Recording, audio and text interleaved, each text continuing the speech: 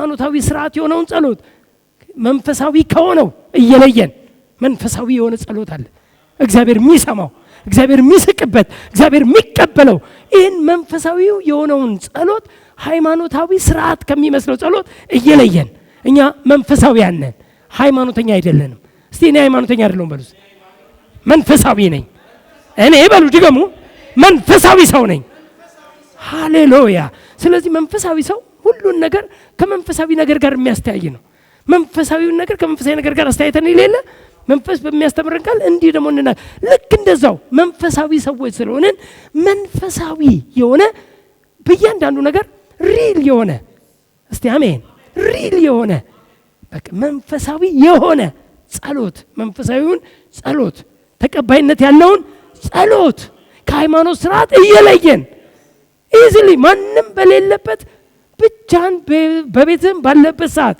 የምትጸልየው እውነተኛ ተቀባይነት ያለውን ጸሎት እንድንጸልይ የሚረዳንን ትምህርት እየተማርን ነው ጌታ ይባረክ ስለዚህ የምንማርበት ዓላማ እንግዲህ ይሄን ይመስላል ቶሎ ቶሎ በየላምበባውና የምንማርበትን ዓላማ ወደ ዛሬው እንዴት እንጸልይ ላይ ደርሰናል እሱ ላይ እገባለሁ ማለት ነው የመጀመሪያው አንድ በክርስቶስ የዳነ አማኝ ከእግዚአብሔር ጋር ያለውን የግል የጸሎት ህብረት ለማጠናከር ነው ሁለተኛው የህብረትና የስምምነት ጸሎት ጠቀሜታውን ለማስረዳት ነው የህብረት ጸሎት በጣም ጥቅም አለው ሁለት ሰዎች ሆነው አብረው የሚጸልዩት 3 ሰዎች ሆነው አብረው የሚጸልዩት 50 ሰዎች ሆነው አብረው የሚጸልዩት 100 ሰዎች ሚሊዮን ሰዎች አንድ ላይ በህብረት በዚህ ርዕስ ውስጥ እንጸልያለን ሲባል በዛ ርዕስ ውስጥ ገብተው ተስማምተው የሚጸልዩት የህብረት ጸሎት ጥቅም አለው ወይ አዎ አለው መጽሐፍ ቅዱስ የህብረት ጸሎትንም ይነግረናል ኢቭን እንኳን ጴጥሮስ እንኳን የወጣው በህብረት ጸሎት ነው ከእስር ቤት የወጣው በቤተ ክርስቲያንም ስለርሱ ጸሎት ይደረግ ወደ እግዚአብሔር ጸሎት ይደረግ ነበር ስለዚህ የህብረት ጸሎት እንዴት ውጤቱን ይዩት ጴጥሮስን አስፈትቶ አምጥቷል ውጤት አለው እስቲ አሜን the prayer of agreement የህብረት ጸሎት የአማኞች ጸሎት የጻድቃን ጸሎት የእግዚአብሔር ልጆች ጸሎት ጠቀሜታ አለው ስለዚህ ይሄን ጥቅም ያለውን የህብረት ጸሎት እንድናጠናክር ስለሚረዳን ይሄን ትምህርት እየተማርን ነው ሶስተኛው የምንማርበት ዓላማ የጸሎትን እውነተኛ ትርጉም ለምን መጸለይ እንዳለብን እንዴት መጸለይ እንደሚኖርብን ለማሳወቅ ነው ጸሎት ምን ማለት ነው የሚለውን እውነተኛውን የጸሎት ትርጉም እንድንረዳ ለምንድን ነው የምንጸልየው የሚለውን እንድንረዳ እንዴት ደግሞ እንጸልይ የሚለውን እንድንረዳ ስለሚረዳን ይህንን የጸሎት ኃይል የሚለውን ትምህርት እንማራለን አራተኛው አማኞች ጸሎት የሆነውን ጸሎት ካልሆነው በመለየት በእውነት እንዲጸልዩ ለማድረግ ነው ጸሎት የሆነ አለ ጸሎት ያልሆነ አለ ጸሎት የሚመስል ሃይማኖታዊ ስርዓት ሃይማኖታዊ ድርድር ሃይማኖት የሰጠን ድርድር እኛም ተቀብለን የምናስኬደው ግን እውነተኛ መንፈሳዊነት የሌለው እግዚአብሔር የማይሰማው ጸሎት ያልሆነ ጸሎት የተባለ ነገር ስላለ ጸሎት ያልሆነውንና ጸሎት የሆነውን ከእግዚአብሔር ጋር ኮሚኒኬት የምናደርግበት እግዚአብሔር የሚሰማው እግዚአብሔር የሚቀበለው የሚሰማው የሚቀበለውና የሚመልሰውን እውነተኛውን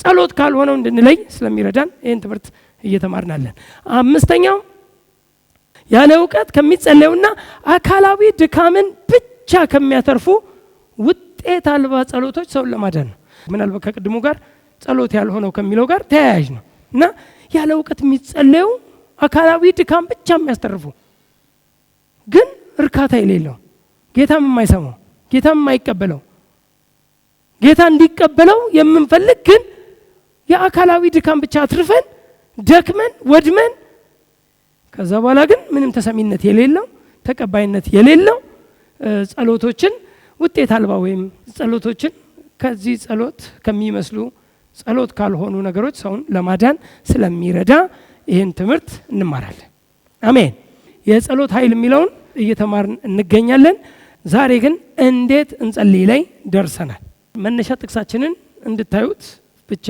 ላርገውና ወደ ትምህርቴ ልሂድ መነሻ ጥቅሳችን አንደኛው ሐዋርያ 6 ላይ ቁጥር 4 ላይ እኛ ግን ያሉት ሐዋርያቶች እኛ ግን ለጸሎትና ቃሉን ለማገልገል እንተጋለን እስቲ እኛ ግን በሉልኛ እኛ ግን ለጸሎትና ቃሉን ለማገልገል እንተጋለን። አሜን። እኛ ግን ሐዋርያቶች የተናገሩት ይህንን ነው። ምክንያቱም ዲያቆናት ሆኑ። በቃ ዝም ብለው ምግብ መብላት በቃ የምግብ ፎከስ ላይ ብቻ የሆነ የድቁና ስራ በወቅቱ የነበረው የምግብ ስርዓት የማዕድ አገልግሎት ተብሏል። የማዕድ አገልግሎት ማዕድ በቃ ጤፍ መሸመት፣ እንጀራ ማስጋገር። እንጀራ ተጋገረ ወይ ነው የሐዋርያቶች ገብተው ነበር። እንጀራ ተጋግሯል፣ ለሁሉም የሚበቃ ለህዝቡ ሁሉ የሚበቃ እንጀራ ተጋግሯል። አዎ እሺ፣ ወጡስ ይላል። ወጥና እንጀራ ላይ ተሰፉ፣ ባነኑ። የሆነ ሰዓት ላይ ምን እያደረግን ነው አሉ። የምናደርገው ነገር ራይት አይደለም። ይሄንን የሚሰሩ ሰዎች ይሄ አገልግሎት ነው፣ ጤናማ አገልግሎት ነው፣ አስፈላጊ አገልግሎት ነው። ግን ይሄንን የሚያገለግሉ አገልጋዮች ግን ከህዝብ መካከል ይመረጥና ለዚህ ነገር እንሹማቸው። እኛ ግን እስቲ አንድ ሰው አሜን ለዩት ማለት ነው። እኛ ግን የተጠራንበትን ጥሪ ማለት ነው፣ የተላክንበትን ተልእኮ ማለት ነው እንፈጽም ዘንድ ይገባናል። እኛ ግን ለጸሎትና ቃሉን ለማገልገል እንተጋለን። መትጋት ካለብን አሁን እኛ እንተጋለን። ስለዚህ ከእናንተ መካከል ሰዎችን ስጡንና ለዚህ ነገር እንሾማቸው ብለው የተናገሩበት ክፍል ነው ሐዋርያ ሥራ ምዕራፍ 6 ላይ ዲያቆናትን ለመሾም እና በጣም ወደታለሁ። ለጸሎት እንተጋለን። እስቲ አሜን። ለጸሎት እንተጋለን፣ ቃሉን ለማገልገል እንተጋለን። እስቲ ለጸሎት ተጋለው፣ ቃሉን ለማገልገል ተጋለው። አሜን። ቃሉን ለማገልገል በቃሉ ለመገልገል መትጋት አለብን። ለማስተማር ለመማርም መትጋት አለብን። ይሄ መልካም እድል ነው ተብሏል። ማናት ማርያም እግሩ ስር መታ ቃሉን ለመገልገል ቁጭ ብላ ባይብል እየከፈተች አጀንዳ ይዛ ነው የምትጠብቀው ኢየሱስ ሲመጣ። ለቃል ያላት ቫልዩ ቀላል አይደለም። ማርታስ አገልጋይ ናት። አገልጋይ ናት እኮ ማርታ፣ በጣም እኮ የምታገለግል አገልጋይ እኮ ናት። ጌታ ግን እንደው ማርታ ከምታገለግለው በላይ ከአገልግሎቷ ከድካሟ በላይ ለመገልገል ለቃሉ ቫልዩ የሰጠችውን ማርያም በጣም በእርሷ ይደሰታል። እርሷ መልካምን እድል መርጣለች፣ ከእርሷም አይወሰድባትም። አንቺ ግን በብዙ ትጨነቂያለሽ፣ ትታወቂያለሽ አላት። እሷ እኮ እያገለገለች ነው። አገልግሎት እኮ ነው። ጌታ እኮ መጥቷል። እሱን ለማስደሰት እኮ ነው ተፍ ተፍ የምትለው። በአሁኑ ቋንቋ ተፍ ተፍ እያለች እኮ ነው። ተፍ ተፍ ትላለች። እዛ ጋር ወጥ ምናምን ነገር ወጥ እዛ ጋር ትሰራለታለች። ኢየሱስ መጥቷል፣ እንግዳ ነዋ ቤታቸው ውስጥ። ወጥ ትሰራለች፣ እዚህ ጋር ቡና ተፈላለች። እዛ ባከነች። እንደውም መታ ከሰሰቻት እህቷን። ይሄኔ 10 ጠርታታለች። በእርግጠኛ አልተጻፈም እንጂ 10 ማርያም ብላታለች። ትልና አትሰማ። እሷ የምትሰማው እዚህ ጋር ነው ትላት። ከዛ መታ በኢየሱስ ፊት ከሰሰቻት። ዝም ትላታለህ እንዴ እኮ ነው ያለችው። ብቻዬን ስባክን ስለፋ እያየ ዝም ትላታለህ እንዴ ብላ እኮ ነው የከሰሰቻት ስትል ማርታ በደንብ ነገራት። ማርታ አለ በብዙ ትጨነቂያለሽ፣ ትታወቂያለሽ። የሚያስፈልገው ግን አንድና ጥቂት ነገር ነው። እርሱንም ማርያም መርጣዋለች፣ ከእርሷም አይወሰድባትም። ታላቅ ምርጫ ማለት ለቃሉ አገልግሎት ቦታ መስጠት ማለት ነው።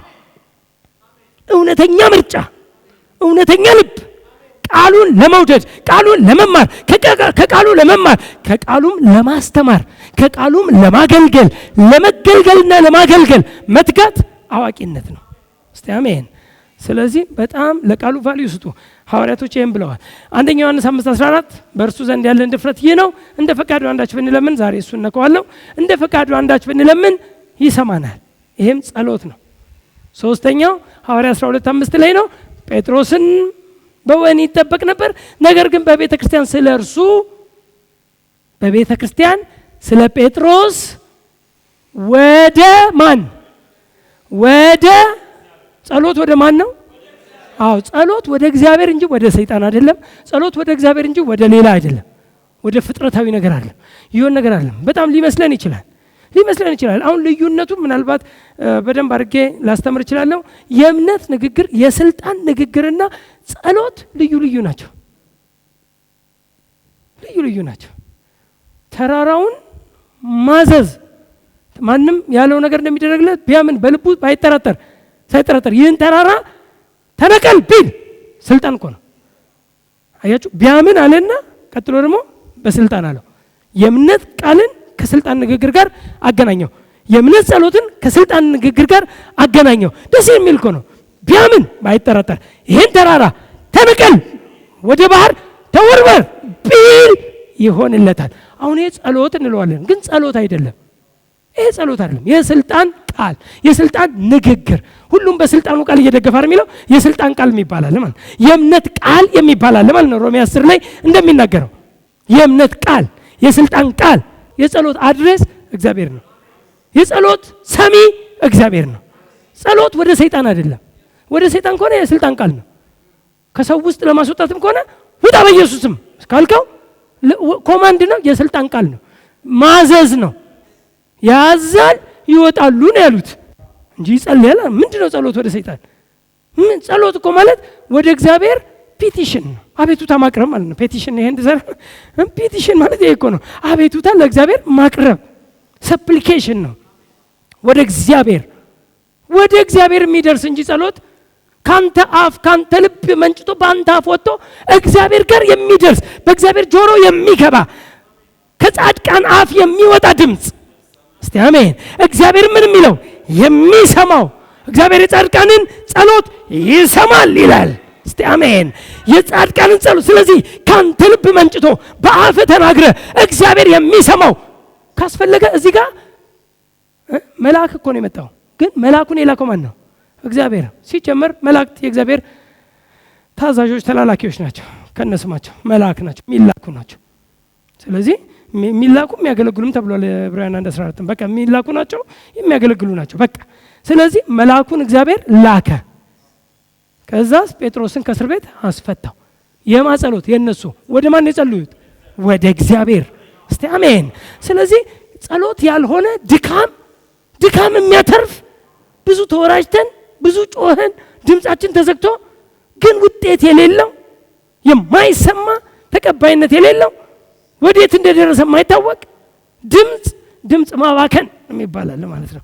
የድምጽ ማባከን አለ ማለት ነው። ወደ እግዚአብሔር የማይደርስ ጌታ የማይሰማው የማይመልሰው። ስለዚህ እውነተኛው ጸሎት ወደ እግዚአብሔር የሚሰማ ነው። ይሄ ሶስቱ መነሻ ጥቅሶቻችን ናቸው። ዛሬ እንዴት እንጸልይን እንየው። ባለፈው ጸሎት ምንድነው፣ ለምን እንጸልይ አይተናል። አሁን ደግሞ እንዴት እንጸልይ፣ እንዴት ነው መጸለይ ያለብን፣ ምን ማለት ነው? ሊሰማ የሚችል ጸሎት ምን ቢሆን ነው?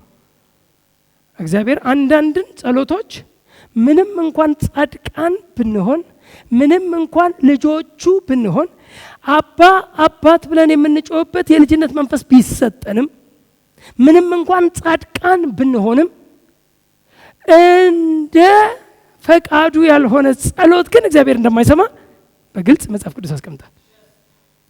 ኮንዲሽናል ነው። የመጀመሪያው እንዴት እንጸልይ ለሚለው የመጀመሪያው እንደ ፈቃዱ እንጸልይ፣ እንደ ፈቃዱ እንጸልይ። እነዚህ መሰረታዊ ትምህርቶች ናቸው። በመሸምደድ ይዛችኋቸው ሊሆን ይችላል። በእውነት ግን አፕላይ ያደረጋችሁ እየተገበራችሁት ከኖራችሁበት በእርግጥ አዋጭ ነው፣ አትራፊም ነው። እና አንደኛው ዮሐንስ 5:14 የምታውቁት ቃል አለ፣ አያይዞታል። ምናልባት ከቁጥር 13 ጋር ተያያዥ ነው። 13 ስለ ልጅነት ወይም ስለ ዘላለምነት የሚያወራ ነው። በእግዚአብሔር ልጅ ስም ለምታምኑ እንጽፍላችኋለሁ አለ፣ የዘላለም ሕይወት እንዳላችሁ ታውቁ ዘንድ አለ። በእግዚአብሔር ልጅ ስም ለምታምኑ የዘላለም ሕይወት እንዳላችሁ ታውቁ ዘንድ። እስቲ ታውቃላችሁ? እርግጠኛ ናችሁ? የዘላለም ሕይወት እንዳለው የሚያውቅ እስቲ እጁልኝ። የዘላለም ሕይወትማ ተቀብያለሁ ወይም አውቃለሁ የሚል እርግጠኛ የሆነ። እውነቴን እኮ ነው የምነግራችሁ። አንዳንድ ሰው እሱ ነው የሚያውቀው ይላል። እኔም አውቃለሁ፣ እሱም ያውቃል። ልክ ነው። እኔም የዘላለም ሕይወት እንዳላችሁ ምን ትሉ ዘንድ ታውቁ ዘንድ። ምክንያቱ ምንድነው አለ? በእግዚአብሔር ልጅ ስም ለምታምኑ ይሄን እጽፍላችኋለሁ። በእግዚአብሔር ልጅ ስም ወይም በኢየሱስ የሚያምኑ ሁሉ የዘላለም ሕይወት እንዳላቸው ሊያውቁ ይገባል ነው። በክርስቶስ ኢየሱስ ያመነ ሁሉ የዘላለም ሕይወት አለው። በቃ አራት ነጥብ። ልጅ ሆነናል ማለት ነው። ጻድቅ ሆነናል ማለት ነው። ይሄ ነው ኮንፊደንሳችን አለ። ቁጥር 14 ላይ መጣና ይሄን ካለ በኋላ ቁጥር 14 ላይ ሲመጣ በእርሱ ዘንድ ያለን ድፍረት ይህ ነው። ለምን? መጀመሪያ ልጅነት፣ መጀመሪያ ጻድቅነት። ይሄን አወራ። ድነናል፣ የዘላለም ሕይወት ያለን የእግዚአብሔር ልጆች ነን። ነገር ግን ብሎ እኮ ነው የሚመጣው። በእርሱ ዘንድ ያለን ድፍረት ይህ ነው፣ እንደ ፈቃዱ አንዳች ብንጠይቅ ይሰማናል። ኦኬ፣ ልጅ ነን ብሎ የዘላለም ሕይወት አለን ብሎ የዘላለም ሕይወት እንዳለን እናውቃለን፣ ጻድቅ ነን ብሎ ይህን ካወራ በኋላ እንደ ፈቃዱ አንዳች ብንጠይቅ፣ እንደ ፈቃዱ ባይሆንስ አይሰማም። እንደ ፈቃዱ አንዳች ብንጠይቅ ይሰማናል። እንደ ፈቃዱ። ስለዚህ ከጸለይን እንደ ፈቃዱ እንጸልይ። እንደ ፈቃዱ ማለት ምን ማለት ነው? ይሄ ነው ማወቅ ያለብን። እንደ ፈቃዱ ማለት ጌታን ማስፈቀድ ማለት አይደለም። የእግዚአብሔር ፈቃድ ተገልጧል፣ የተገለጠ ነው። የፈቃዱ ሚስጥር አስታውቆናል። የፈቃዱ ሚስጥር እናውቀዋለን። የእግዚአብሔርን ፈቃድ እናውቀዋለን። የእግዚአብሔር ፈቃድ እኛ ጋር ነው። እንደ ፈቃዱ ጸልይ ነው የተባልከው እንጂ ገና እኮ አስፈቅደው እኮ አይደለም። እንደ ፈቃዱ የምትጸልየው አንተ ነህ። ስለዚህ ፈቃዱ የማያለው ማጋ ነው? እኛው ጋር ነው ማለት ነው። እንደ ፈቃዱ ጸልይ። ፈቃዱ ታዲያ ስትል አንተ ሰብስብ፣ አንተ ወቀው። ለዚህ ነው የእግዚአብሔር ፈቃድ በቃሎቹ የተገለጠ ነው የምንለው። የእግዚአብሔር ፈቃድ ማለት ቃሉ ነው ማለት ነው። የእግዚአብሔር ፈቃድ በቃሉ የተገለጠ ነው። የእግዚአብሔር ፈቃድ ድብቅ አይደለም፣ ጨለማ አይደለም፣ አይታወቅም አይደለም። አስታውቆናል። የፈቃዱ ሚስጥር አስታውቆናል። የተገለጠ ፈቃድ አለው። የእግዚአብሔር ፈቃድ የተገለጠ ነው። እስቲ አሜን።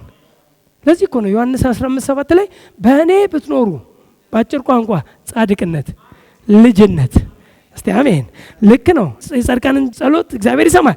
ጆሮዎቹ ለጻድቃን የተከፈቱ ናቸው። ልጅነት በእኔ ብትኖሩ ሲል ልጅነት ነው። በሱ ነን።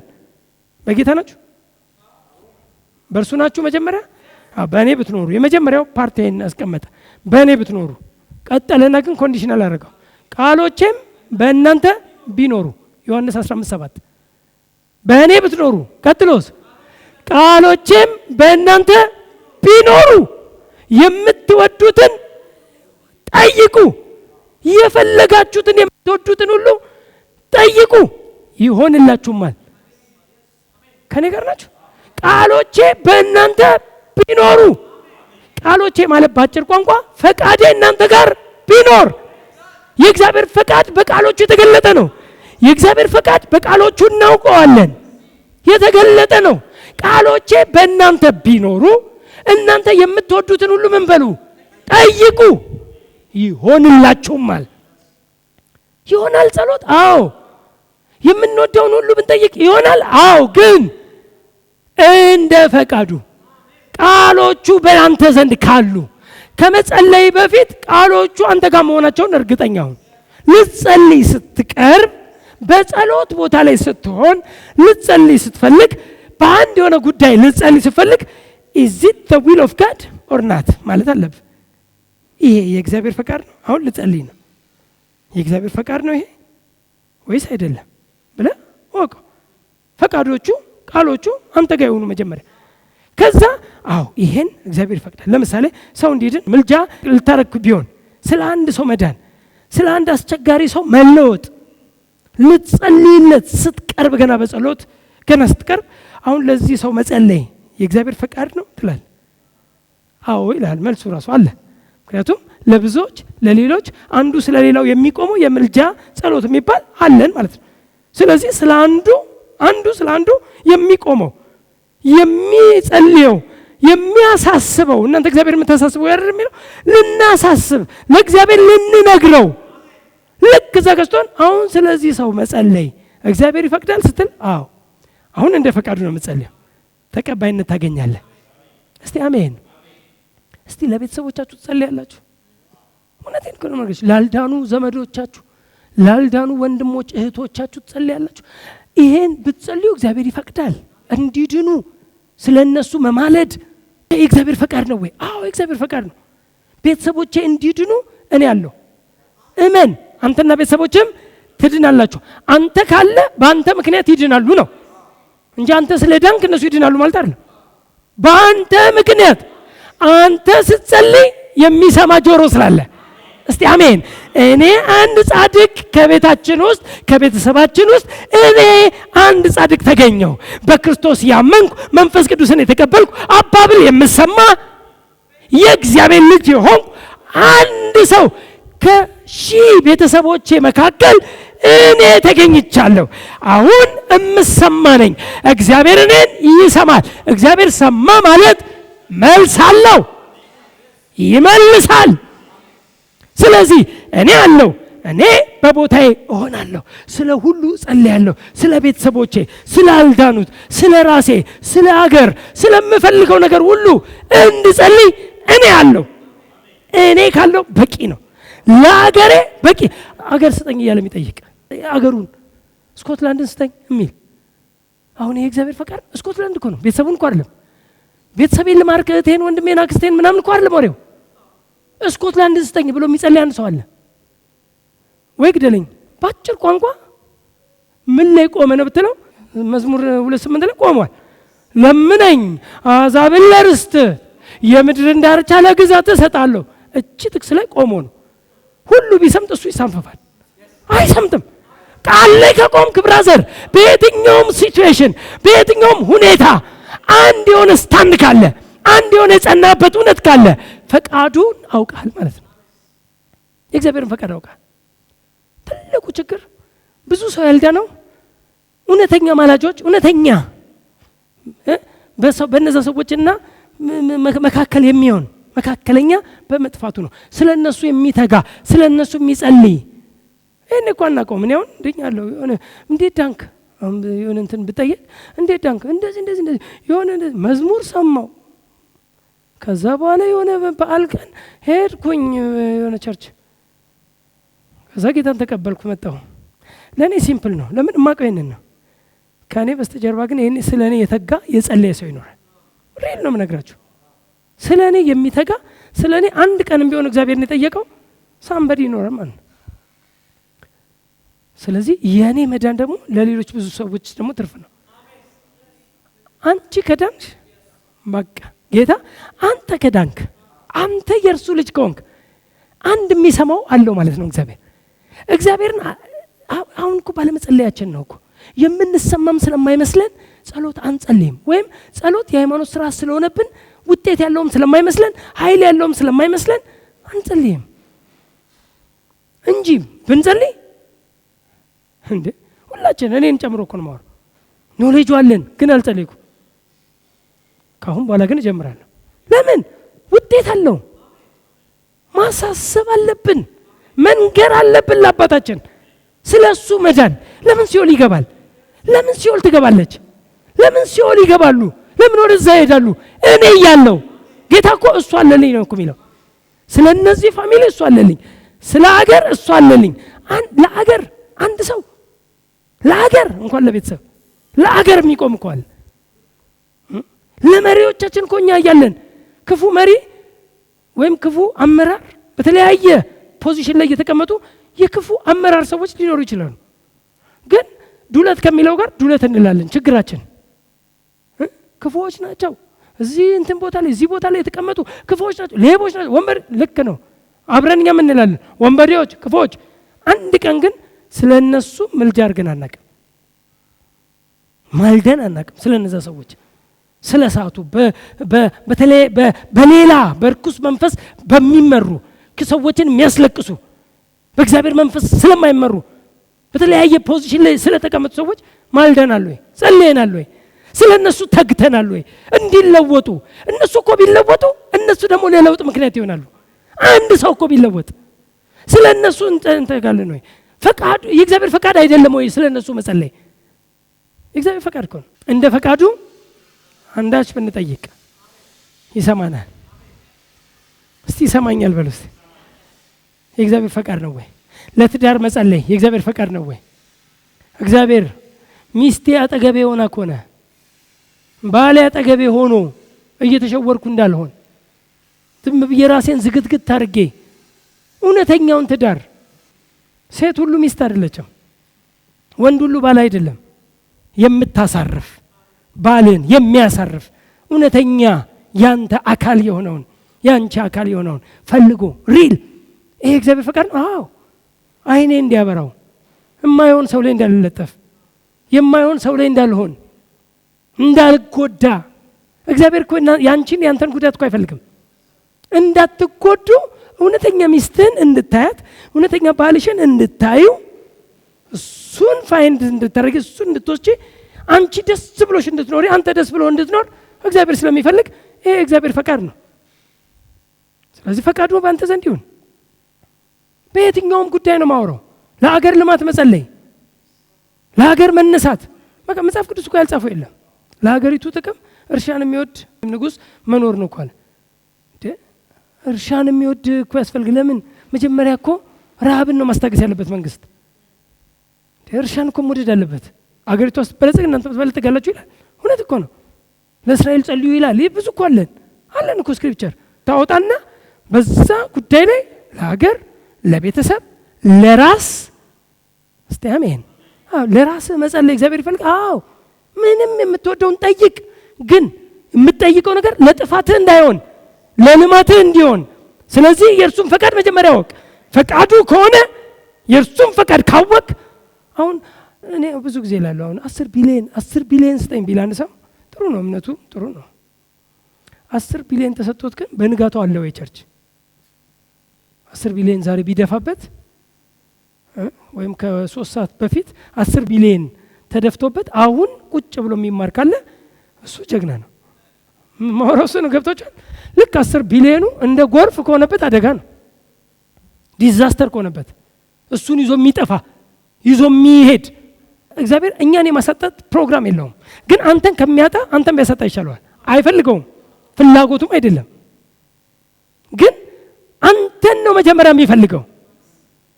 አንተን ነው፣ ያንተን አስራት፣ ያንተን ገንዘብ፣ ያንተን ሀብት አይደለም መጀመሪያ የሚፈልገው አንተን ነው። አንተን ይፈልጋል።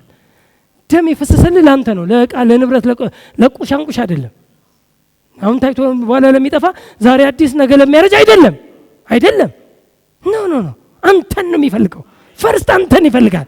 ስለዚህ እግዚአብሔር አንተን መጀመሪያ፣ ስለዚህ አንተን ማብሰል፣ አንተን ማክበድ፣ አንተን በእውቀት ማላቅ ይፈልጋል።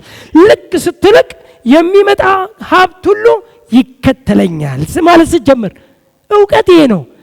ሚሊዮን ቢመጣ ይከተለኛል እንጂ አልከተለውም ማለት ስትጀምር፣ ቢሊዮን ሲመጣ ይከተለኛል እንጂ አልከተለውም ማለት ስትጀምር፣ በአጭር ቋንቋ ሀብት ወይም ብልጥግና፣ እኛ የብልጥግና ሰባኪዎች ምንም ችግር የለም። ብልጥግና የምትፈልጋት ሳይሆን የምትፈልገናት ወይም በአጭር ቋንቋ የምትለጠፍብናት። ጽድቁና መንግስቱን ፈልጉ አለ። ይሄ ሁሉ ይከተላቸዋል ወይም ይጨመርላቸዋል። እንደውም በአዲሱ አንድ ትርጉም እንደውም ምን ይለጠፍባል ይላል። በቃ ምንም ግን የምትፈልገው አንተ ጽድቅና መንግስቱን አለ። ጽድቁንም አግኝተናል፣ መንግስቱንም አግኝተናል። አሁን ያ ይለጠፍብናል። የማይቀር ነው። ብልጥግና አይቀርም። ባለጠጋ ነኝ፣ የብልጥግና ማኒፌስቴሽን አይቀርም፣ ይገለጣል። ማሳየት እናሳያለን። ግን አንድ ነገር እንዲገባችሁ ነው። ገንዘብ፣ ሀብት፣ ንብረት ስትፈልገው አይወድም፣ ፊትህን አይፈልግም። እንደው ዝም ብዬ ልናገር፣ እንደው ዛሬ ፊትህን አይፈልግም። አንተ ሀብት ያንተን ፊት ያንተን ማሳደድ ምሳሌ ላይ ያለ። ብልጥግናም ብትፈልጋት እንደ ወፍ ክንፍ አውጥታ ትበርባለች አለ። ብትፈልጋት አንተ ዲዛይር አንተ የሆነ ነገር ሲክ ብታረጋት እሷኑ ለማሳደድ የትንፍጪው አይነት ነገር ይዞ መገኘት እያልክ ገንዘቡን ለማግኘት ጥረትና ነገሩ አንተ ልብህ ውስጥ ፍላጎት ፊትህ ብልጥግናን ሲሆን ፊትህን አትፈልገውም። ክንፍ አውጥታ ትበርባለች አለ። እንደ ወፍ ትበራለች ብልጥግና። ምሳሌ ልኮ ነው፣ ቃል እኮ አለ፣ አውጥቼ ማንበብ ይችላል። ስትፈልጋት አትፈልግም። እሷ የምትፈልገው ጀርባህን ነው። እስቲ አሜን። ብልጥግና የሚፈልገው ጀርባህን ነው። ፊትህን የሚፈልገው ጌታ ነው። ጌታን ፈልግ፣ ጽድቁን ፈልግ፣ የእርሱ መንግስት ሲሰፋ ፈልግ። እርሱን ስትፈልግ ሳትወድ በግድ ባለጠጋ ትሆናለህ። እሷ ደግሞ ጀርባ ነው የምትወደው። መጥቷ ትለጠፍባለች። ውረጅ ብትል አልወርድም። ለምን ብትላት ጌታን ፈልግሃል። ለምን ብትላት እርሱን ብለሃል። መንግስቱና ጽድቁን ፈልጋል። ስለዚህ ወደድክም ጠላም አለመበልጠግ አትችልም ትላለች። ባጭር ቋንቋ የፈለገ ሀብት ቢመጣ የፈለገ ንብረት ቢመጣ ምንም ቢመጣ ብራዘር ቅድሚያ መስጠት ያለባችሁ ልባችሁን የሚፈልገው ያንተ መለወጥ ያንተ እድገት የሚፈልገው ጌታ ስለሆነ ለጌታ ቦታ ጊዜ ትሰጣለህ ወይ? ልብ በሱ ጠፍቷል ወይ? ልብ በገንዘብ ነው የጠፋው ወይስ በጌታ? ገንዘብን መውደድ እኮ ይላል እኮ መውደድ እኮ ማለት መፈለግ እኮ ነው። መፈለግ እኮ ነው ገንዘብን መውደድ። የትም ፍጪው ብቻ እንደው ገንዘቡን ይዞ መገኘት በምንም ይምጣ በማጭበርበርም ሰው አጥፍቶም ገንዘብን የሚወዱ ሰዎች አደጋው ምንድነው? ሰው ቢጠፋበትም ብቻ ዋናው መገኘት ነው የሚሉት። ሰውም ጠፍቶበት ክቡር የእግዚአብሔር ሰዎችን ክቡር የሆኑ ሰዎችን በእግዚአብሔር መልክና ምሳሌ የተፈጠሩ ሰዎችን ጠፍተውበትም ዋናው መገኘት ነው መያዝ ብቻ ነው ይባላል። ይሄ በጣም ገንዘብን መውደድ በጣም አደጋ።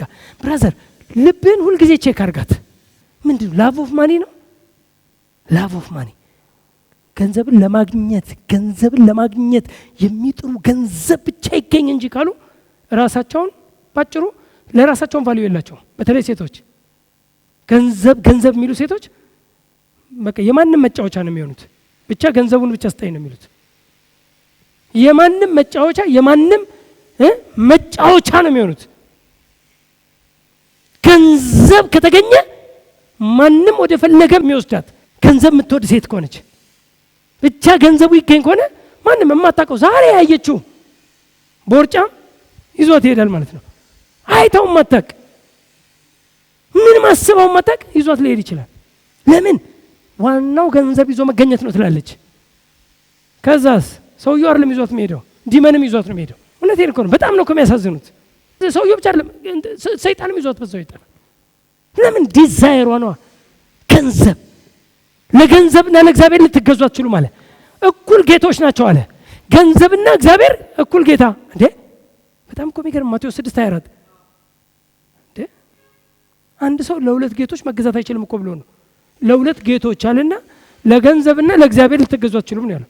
ሁለት ጌታ ያለው ገንዘብና እግዚአብሔር እንጂ እግዚአብሔርና ሰይጣን አይደለም። ሰይጣን ጌታው ነው ያውቅ። በገንዘብ በኩል ነው ጌታ የሚሆነው። ለእግዚአብሔርና ለሰይጣን ልትገዙ አትችሉም አላለም። ለገንዘብና ለእግዚአብሔር ነው ያለው።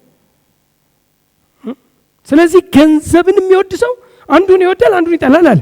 ለሁለት ጌቶች መገዛት አትችሉም። አንዱን ይወዳል አንዱን ይጠላል አለ፣ ይንቃል አለ። ስለዚህ አንዱን ጌታን የምትወድ ከሆነ ባጭሩ ገንዘብን ንቃል ማለት ነው። ገንዘብን የምትወድ ከሆነ ባጭሩ እነግርሃለሁ ጌታን ንቃል። ገንዘብን የሚወዱ አገልጋዮች እግዚአብሔርን መጠቀሚያቸው ያደርጋሉ። አንዳንድ ሰዎች አገልጋዮች ነው ያልኩት። ገንዘብን የሚወዱ አገልጋዮች በእግዚአብሔር ይጠቀማሉ። እግዚአብሔርን የሚወዱ አገልጋዮች ደግሞ በገንዘብ ይጠቀማሉ። ገንዘብ መጠቀሚያቸው ነው። እስቲ አሜን። እስቲ ገንዘብ መጠቀሚያዬ ነው በሉኝ። አዎ ጌታዬ እግዚአብሔር ነው። እኔ የምገዛው ለእግዚአብሔር ነው። የምወደው እግዚአብሔርን ነው። የምፈልገው እግዚአብሔርን ነው። ገንዘብ ግን መጠቀሚያዬ ነው። ገንዘብ ያስፈልገናል። ገንዘብ የሚያስፈልግ ነው። እግዚአብሔር ግን የሚፈልግ ነው። የሚያስፈልግ አይደለም። ያ አስፈላጊ ነው፣ ተጨማሪ ነው፣ የሚመጣ ነው። easily comes easily goes, money comes money goes, money comes money goes። ገንዘብ ይመጣል፣ ገንዘብ ይሄዳል። ትላንት ሀብታም ያልከው ዛሬ ባዶ ነው። ዛሬ ባዶ የሆነውን አንንቀውም፣ ነገ ባለ ብዙ ሀብት ነው። ከኪስ አይጀመርም ነገሮች። ኪስ ትሩዝ አይደለም። ዛሬ ገንዘብ ስላለ ትሩዝ አይደለም። አትመነው ብራዘር። ገንዘብ ሁሉ ጊዜ ተከታይ ይሁን።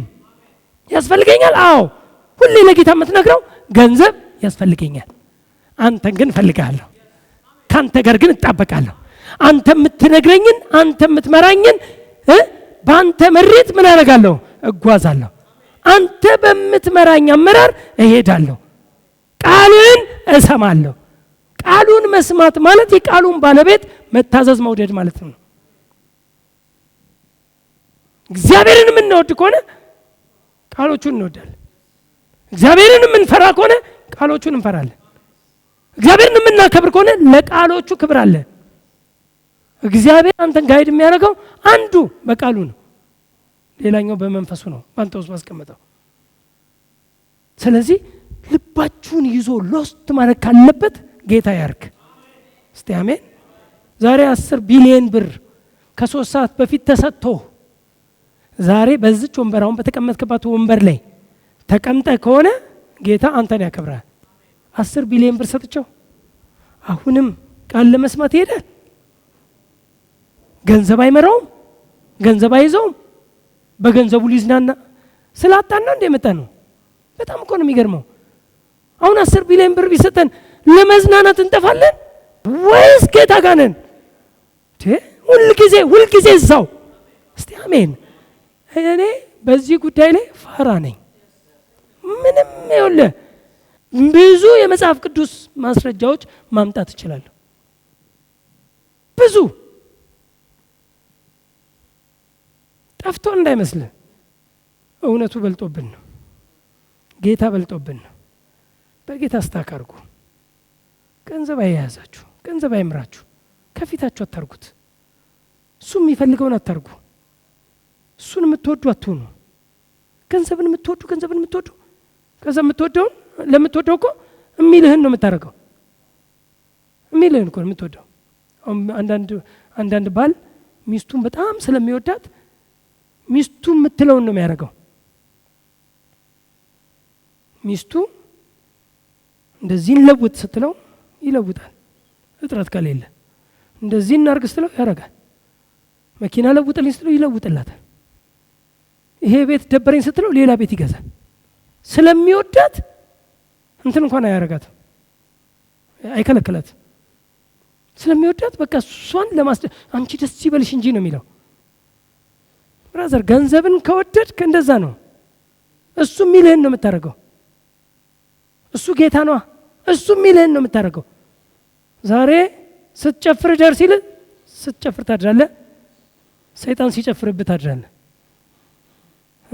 ከዛ ኑሮህ ህይወት ምስቅልቅሉ ምንም ሊመስል ይችላል። ለጊዜው መዝናናት፣ ለጊዜው ነው፣ ውድቀት ነው። ወደ ጨለማ መግባት ውድቀት ነው፣ ኪሳራ ነው፣ መጋጋጥ ነው፣ ትርፍ የለውም። ዓለምንና በእርሷ ያለውን አትውደዱ ነው የተባለው። ዓለምን አልወድም፣ ገንዘብን አልወድም። ይኸው የዴይሊ ኮንፌሽን መሆን ካለበት ዓለምን አልወድም፣ ገንዘብን እንደዛ እኮ ነው። አንደኛ ዮሐንስ መልእክት ላይ ዓለምንና በዓለም ያለውን አትውደዱ፣ ቃል በቃል እኮ ነው። አትውደዱ። ታዲያ ማንን ልውደድ? ጌታን። እምወደው ዓለምን አይደለም ጌታን። እምወደው ገንዘብን አይደለም ጌታን፣ የጌታን። በዚህ ስርዓት ዛሬ እዚህ ውስጥ ከገባችሁ ሰዎች አንዳችሁም እንዳትከስሩ፣ አንዳችሁም እንዳትወድቁ፣ አንዳችሁም እንዳትጠፉ ስለምፈልግ ነው ዛሬ የምመክራችሁ። አንድም ሰው አይጠፋም። ጌታ ይባረክ። እውነት በዚህ ምክር ከተጓዛችሁ፣ በዚህ ምክር ከሄዳችሁ ነው እግዚአብሔር ገንዘብ ምንድን ነው? ገንዘብ ብርና ወርቁ እኮ የሱ ነው። በዓለም ያለው ሁሉ ሀብት እኮ የሱ ነው። እንዴ ዓለምና ሞላዋ አለ። ዓለምና ሞላዋ ማለት ምንድን ነው? በዓለም የሞላው እኮ ማለት ነው። ምንም እኮ ሌላ ቋንቋ እኮ የለውም። ሞላው ሲል ሌላ እንዳት ዓለምና በዓለም ውስጥ የሞላው መኪናዎች፣ ዓለምና በዓለም ውስጥ ያሉት አውሮፕላኖች ሁሉ የኔ ናቸው። ስለዚህ ለአንተ መስጠት አይከብደውም። የብዙ አውሮፕላኖች ባለቤት ሊያደርግ ይችላል። ምንም ችግር የለም፣ እንሆናለን። ብልጥግና እኔ የብልጥግና ሰባኪ ነኝ። አሁንም ደግሜ ነው የምነግራችሁ። የድህነት ሰባኪ ስለሆንኩ አይደለም ይሄን የምነግርህ ነው። ብልጥግና ግን በጌታ ስንበለጥግ፣ በጌታ ሆነን ጌታን እያል በጌታ ፕሪንሲፕል ነው መበለጥገው እያል በሌብነት ሳይሆን፣ በወንብድና ሳይሆን፣ በማጭበርበር ሳይሆን፣ ገንዘብ በማሳደድ ሳይሆን፣ ገንዘብን በመውደድ ሳይሆን፣ ዓለምን በመውደድ ሳይሆን፣ ጌታን በመውደድ በጌታ ላይ ስታክ አድርገን እንበለጥጋለን። እኛ ያልበለጠግን ማን ይበለጥጋል? ጌታ ጥግ ድረስ ያበለጥጋል። ችግር የለም። ያንተ ብልጥግና ግን ለሌሎችም ትርፍ ስለሆነ ጌታ እኮ ይፈልገዋል። እኛን እኮ ሊያበለጥግ እግዚአብሔር ይፈልጋል። ግን ቅድም በነገርኳችሁ እግዚአብሔር እኛን ከሚያጣ እኛን ቢያሳጣ ይቀለዋል። እኛን ነው ዋና የሚፈልገው። አይፈልገውም ያንተ ማጣት፣ አይፈልገውም ያንተ ንጥረት። ግን ለሱ ያለህን ልብ፣ ለሱ ያለህን ለቃሉ ያለህን ቫልዩ ማየት ይፈልጋል። ቼክ ያደርጋል። እግዚአብሔር ቴስት ፌዝ አለው። የእምነት መለኪያ ቴስት ላይት እንደሚባለው እምነትን ቼክ ያደርጋል። ስለዚህ የሆነ ነገር ልክ ሲመጣ የመጀመሪያ የጌታን ሰጣለሁ። በጣም ብዙ ሰዎችን አያለሁ ቤት ሲሸጡ፣ መሬት ሲሸጡ፣ መኪና ሲሸጡ፣ የሆነ ነገር ሲሸጡ እልም ብለው በዛው የሚጠፉ ይደብራቸዋል ራሱ ለጌታ ያን መቁረጥ። ከዚህ ሁሉ ሚሊዮን ለጌታ ይሰጣል ነው ይሏል። ለጌታ የሚመስላቸው ሁሉ ጊዜ 200 እና 500 ብር ነው። ስለዚህ ጌታም እንደ ለድመት በጉንጯ ልክ እንደምትሰጣት በጉንጩ ልክ ይሰጣል ማለት ነው። ሚያው ስትል በጉንጯ ልክ ተቆርጦ እንደሚሰጣት። ምክንያቱም ምንም አልገባውም። ምንም ቢሰጠው ለጌታ የሚለው ፈርስት አይደለም። የጌታ እኮ ነው የሰጠኝ፣ አንተ ነህ ምንጭ እኮ አንተ ነህ። እስቲ እውነት ፋራውኑ በዚህ ነገር ላይ ልንገራችሁ። ከጥቂቷ እግዚአብሔር ትንሽ የሆነች ነገር ሲሰጥ የሰጠኝ አንተ ነህ፣ የምታበዛኝ አንተ ነህ። ይሄ አይደለም እኔን የሚያበዛኝ። አሁን የሰጠኝ ነገር አይደለም የኔ መገለጫ አንተ ነህ፣ የኔ ምንጭ አንተ ነህ። ባንተ ላይ ያንተን ለጌታ እስቲ አሜን። በደስ እያለ በደስታ እየተናደድክ እየተበሳጨ ሳይሆን በደስታ ከማንም ጋር ኮምፕሮማይዝ በቃ ይሄ በደስታ ፕራይዝ ጋድ። እዛ ውስጥ ስትሰምጥ ጌታ አንተን በህይወት አንዳች ሳታጣ። እኔ እውነቴን ነው እኮ ዴቪድ ኦየዴፖ አንድ ወቅት ላይ ቤቱን ሰጥቶ ነው እንግዲህ ተራ ቲቸር ነበር፣ ተራ ሌክቸረር ነበር፣ አስተማሪ እኮ ነበር ዴቪድ ኦየዴፖ ናይጄሪያ ያለው የዊነር ቸርች መስራች ማለት እና አንድ አስተማሪ ነው፣ በቃ ተራ አስተማሪ ነበር ሰውዬ። እና በቃ አሜሪካ ሄደ። ተመልሶ ሲመጣ እንትን ይዞ መጣ መጽሐፎች። ምን ይዘ መጣ ስትለው አሜሪካ ያረጋትን ነገር ነው ይዤ መጣሁት ብሎ መጽሐፎች ነው ይዞ መጣው።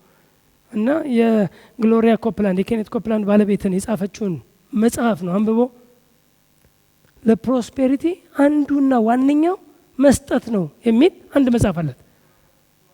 እሱን አነበበ ነው እንዴ አላው መስጠት በራለት። በቃ ሲበራል ነው እንዴ መስጠት ነው። አዎ እሺ። ከዛ ምን እንደምሰጠው ከዛ ለሚስቱ ሲያስረዳ ፌስ ትባላለች። ሲያስረዳት በቃ እሷ እንትን ትሆናለች፣ ትንሽ ተንተፋተፈችበት። ዋናው መስጠት ነው ይላታል። በቃ ብዙ እንትን አታ በኋላ እና እኮ ልክ ነው እና ምን እንስጥ ታዲያ ምናምን አለችው። ያለንን ነው አላት። እኮ ምን አለን አለችው። ቤት አለን እና ቤታችን እንስጥ። እኔ እንድች አይነት ሚስት እውነት እንደ ሳራ ማለት ነው። ሳራ ነይ ወደ እግዚአብሔር ወደ አሳየ ምድር ነው። ፊልሟን እንኳን ብታዩ የሳራና የአብርሃምን ከንፈሯ ኩበት እንዲህ ተሰነጠቃጥ። ግን አብርሃምን ጌታዬ እያለች እየተገዛች አብርሃምን የምትከተል ስብላ የምትሄድ እግዚአብሔር ወደ አሳየ ምድር ነው። ወዴት ነው የምንሄደው? አንተ ሰውዬ አረጀ እንዴ የማትለው ምንድነው? ምን እያረክ ነው የማትለው? የምትሰማው ራሷን ባሏን የምትሰማ ነይ እንሂድ ሲል ጥላ የምትሄድ እችም እንደዛው በቃ። እና ቤታችን እንስጥ ሲላት በቃ ካልክ አለችው። ሄደና ቀበሌ ለአንድ ወንጌላዊ የቸርቹ ወንጌላዊ ጠራውና ሄዶ በመዘጋጃ ነው መቀበሌ ሄዶ ለሱ ቤታችንን ሰተናል ብሎ በፈቃደኝነት አስረክቦ ቤታቸውን ሰጥተው አፈራርመው እንትኑ ወንጌላዊው ግራ ገባው። አረ ይላል አረ ተው ምናምን ይላል። የሚባል የለም።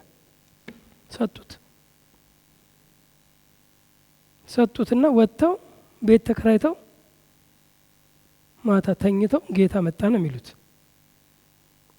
ዴቪድ ካሁን በኋላ ብትፈልግም ድሃ አትሆንም አለኛሉ። ብትፈልግም ፕሪንሲፕል ላይ የፕሪንሲፕል ሰዎች ከሆናችሁ በፕሪንሲፕል የምትመሩ ከሆነ ጌታ የሱን ቃል በመውደዳችሁ የሱን ቃል በማክበራችሁ እናንተን ያከብራችኋል። ሲሪየስ እኮ ነው። ቃሉን ማክበር፣ ለቃሉ ቦታ መስጠት፣ ቃሉን ማድመቅ፣ ቃሉ ላይ ሲሪየስ መሆን። ቃሉ ብሏል አዎ ብሏል የምትል የማንንም ድምጽ ማሰማ ቃሉ ካለኝ አድርገዋለሁ ብለህ ቃሉ ላይ ሲሪየስ ስንሆን እግዚአብሔር ላንተ ሲሪየስ ነው የሚሆነው።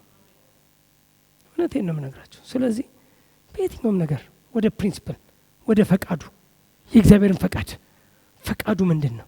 ቃሎቹ ምንድነው የሚሉት? እንደ እግዚአብሔር ቃል ነኝ ወይ? እያንዳንዱ እርምጃን ቼክ አድርገው እስቲ እያንዳንዱ እንቅስቃሴያችሁን ቼክ አድርጉ። ግሮውዛችሁ ጌታን መውደዳችሁ ቃሉን መውደዳችሁ እየጨመረ ነው? ቼክ አድርጉ። ወደ ኋላ ነው እያልክ ያለው ወደፊት ሁሉ ጊዜ ወደፊት የጌታን አንደኛ የጌታ ነገር ፈርስት ለሁሉ ነገር ጌታ ብሏል ወይ? ቃሉ ይላል ወይ? እዚህ ላይ ግግም እኛ ይኸውላችሁ የኛ እምነት ጌታና ቃሉ ላይ ነው። በጌታና በቃሉ ላይ ሲሪየስ የሆነ ሰው በእርግጠኝነት እነግራችኋለሁ በማንኛውም በሚፈልገው ነገር ሁሉ ተሰሚነትና መከናወን የእርሱ ነው። የሚሰማም ነው የሚከናወንም ነው። እግዚአብሔር ይሰማናል እንደ ፈቃዱ። እስቲ አሜን። እስቲ ድገሙና እስቲ እንደ ፈቃዱ እኖራለሁ፣ እንደ ፈቃዱ እመላለሳለሁ። አሜን። እንደ ፈቃዱ ቃሎቹ እንደ ቃሎቹን መያዝ በእግዚአብሔር ቃል ላይ በእግዚአብሔር ፕሪንሲፕል ላይ መሰረት እናድርግ። እግዚአብሔር መከናወንን ይሰጠናል። አሜን። ፕሬዝ ጋድ።